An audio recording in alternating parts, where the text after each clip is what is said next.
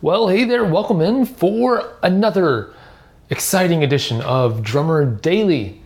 My name's Daniel, and I am so pumped that you could join me again to talk about drumming, pursuing a drumming career, becoming a better drummer, basically anything that has anything to do with drumming. This is the place for you. So today I've got a question. We're bouncing right back after episode 150, where I kind of took a breath, took a break, and talked about something that I think was a little bit bigger than any one specific question, just about not giving up. And if you haven't seen the success that you're looking for as a professional drummer or pursuing being a professional drummer, some motivation for you and some ideas for how you can move forward. So if you haven't listened to that episode, I highly suggest you go back and listen to it. That's episode number 150. So you can go check that one out at danielhadaway.com/150. Or if you're listening, obviously, on some kind of podcasting software, you can probably just go back through the feed and find that episode. But today we're going to talk about a question we got in through the email. This one comes from Phil. And Phil asks, he says, hey, how do you decide when it's time to change drum heads? And this is an excellent question. And it's a great question for me to get right about now, because I actually just changed my snare drum head, I want to say maybe, as I'm recording this, maybe 3 or 4 days ago. So I had this fresh on my mind, and I definitely put some decision making into the process. It wasn't one of those things where, I had the drum head sitting around, the new drum head sitting around waiting to be put on the snare for months even, really. In fact, I actually have a couple of sets of replacement heads for all of my drums, just waiting when I'm ready to replace them. They're already here at my house. I don't have to go out and buy them or anything. They're ready to go.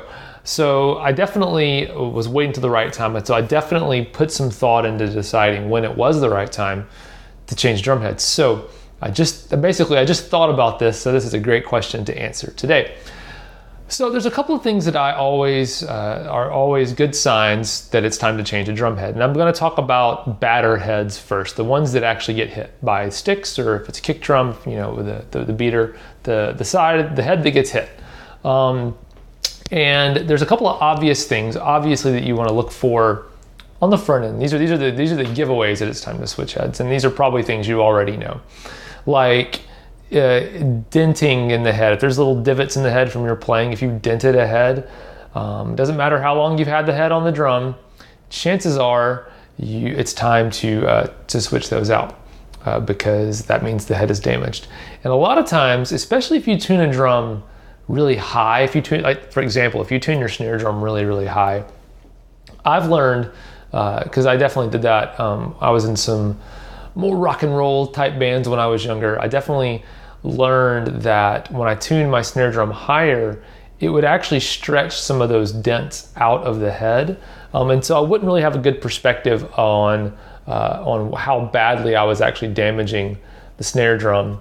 Until sometimes I'd be like, all right, I'm going to switch this head out. I don't think it's time, but I'm going to go ahead and do it. And when I would loosen up the snare drum head, all of a sudden you'd see this big dent right in the middle of the snare drum head and be like, whoa, that was a big dent. And my head was a lot more damaged than I thought it was. So a good way to find out if you're not sure if that's happened to you is just take a minute to loosen your snare drum head, or loosen any of your heads, and look and see if you see those dents when the head is pretty much as loose as it can go, way below what you would normally play it, or even really get a good sound out of it. Just loosen that head up and look and see if it dents in anywhere in the middle. And if it does, that's a good indication that it's time to switch it up. Now, above and beyond that, of course, any kind of damage, I don't need to go on about that. Any kind of damage to the head obviously is going to mean it's time to do it. Another thing, if you really think that you are pretty darn good at tuning a drum, whatever drum it is, but you just can't seem to crack this drum anymore. You can't seem to figure out how to tune this drum now. For some reason, it's just gone to where it just seems impossible to get it to really sound great. That's another indication that maybe the head is stretched out beyond the point at which it can really respond to your tuning the way that you'd expect. So things just happen over time. The way, there's so many dynamics and variables in playing a drum and tuning a drum that sometimes the head just ends up getting stretched out in a crooked way or not evenly. And when that happens, it's time to switch the head. So just if a drum becomes, I would say, more difficult to tune than you expect it to be, and you kind of know your drums, that's another good sign. But I didn't use any of those factors to decide when it was time for me to change my snare drum head recently. And this is really these days, because I don't hit very hard as a drummer, and for whatever reason, maybe the technology inside these snare drum heads or these drum heads in general is just so good that things don't stretch out weirdly most of the time now. But there is one other factor that I use to basically decide when it's time to switch any drum head, and definitely a snare drum head that gets hit so many times. And that is, it's kind of hard to explain, but really, when I hit the snare drum or hit any drum, it just doesn't have that really crisp, high-end attack that I'm used to. And I don't mean it's tuned up high, I don't mean a tone. I mean, there's that really, the hard, very first sound you hear when the sound of the stick hitting the head, that attack, that punchiness if it's a kick drum, or that really sharp, crisp, strong sound coming from a snare drum, that attack sound. If those things aren't there, then it's time to change drum heads. And this is something you have to you got to get used to the sound of your drums. You really got to know your drums, your snare, your toms, your kick drum. You really have to get to know what your drums sound like. But if you have your own drums for any amount of time and you play them fairly frequently, you might start to get this inkling, and you got to listen to your gut, because this is what it was. My snare drum head was long overdue for being changed out. And now that I've switched it to a new head, I definitely am like, oh wow, yeah, this is such a difference, night and day difference. I can't believe I waited so long to switch out my drum head. But the problem is that, it's just like that old, it's like that old saying about, the frog in a boiling pot of water, which I don't know who boils frogs. It sounds awful and cruel and terrible, but it's a saying. But they're like, if you want to boil a frog, you don't throw it in hot water because it'll jump out. You put it in cold water, then you slowly turn the heat up. The idea being that things sneak up on you. And so definitely with drums, as they slowly wear over time, the drum heads slowly wear over time, it can make it hard to really be able to tell what to expect from your drum head, and what really is kind of ground, baseline, ground level for what your snare drum or what your drums can sound like. And so over time, it just kind of, as that head stretches out, you don't really realize that the sound is changing and it's not as good as it once was. So that's some good tips for changing it. The most important thing is if that drum just isn't sounding the way it used to, and you can't tune your way out of it, it's time to change that snare drum, or I keep saying snare drums because that's what I just did, but this goes for any drum. Now the bottom heads are so tough. They're still tough for me to figure out.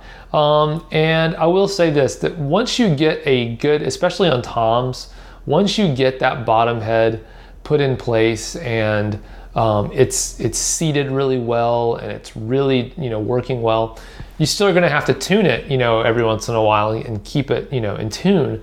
But man, I really don't like changing out bottom heads on toms, especially because I feel like once you get to a good spot, it's so hard to get it back there again.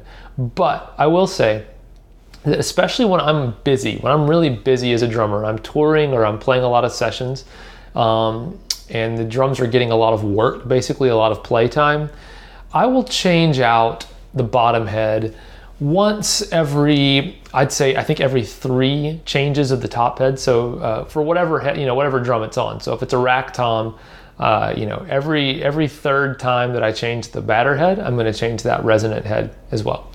And there's some people who are going to disagree with me. They're going to say, no, you should change it more often. Or some people are going to say you should never change it.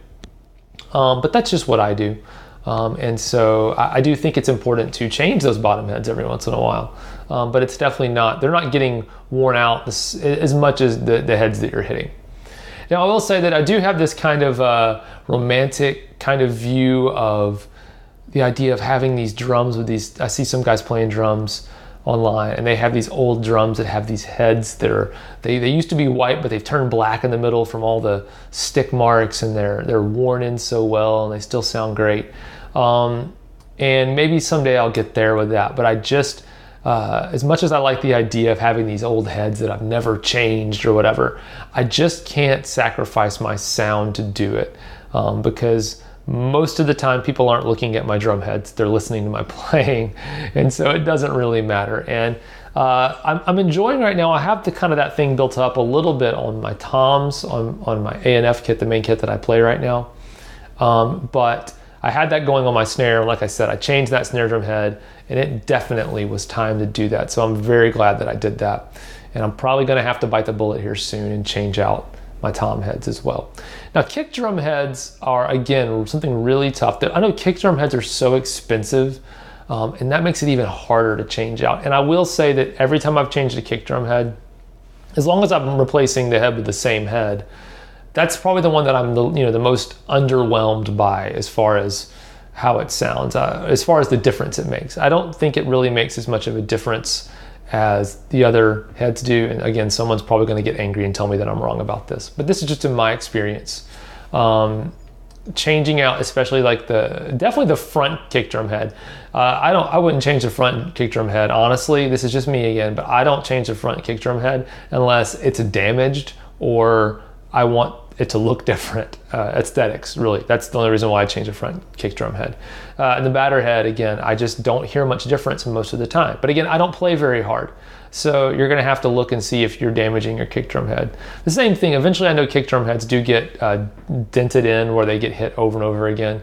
And kick drum heads are unique because that's the one drum that, once you put your kick drum pedal on, you're hitting the exact same spot on the drum every single time you play it. That kick drum beater is not bouncing around different parts of the head. It's sticking to that one little spot and it's hitting it over and over again. So that can wear out the head a little bit more often. But again, that's the least exciting head to replace. And I understand it. It's so expensive, and it also you get the least amount of difference. So that's the one I would hold off on the longest, but I still think you should do it. So I think I've covered everything. I hope that helps you in deciding when it's a good idea for you to change your drum heads. And I'm so excited that you've joined me. If you have a question or an idea for a topic that you'd like for me to cover here on the podcast on Drummer Daily, send me an email, daniel@danielhadaway.com, or you can go to danielhadaway.com and just find that little contact button, fill out the form and email me that way if that's easier for you to remember.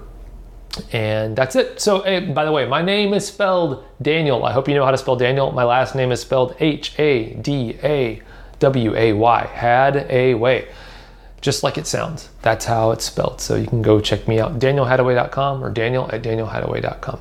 All right, thanks for joining me today, and I can't wait to talk to you again tomorrow on Drummer Daily. Bye for now.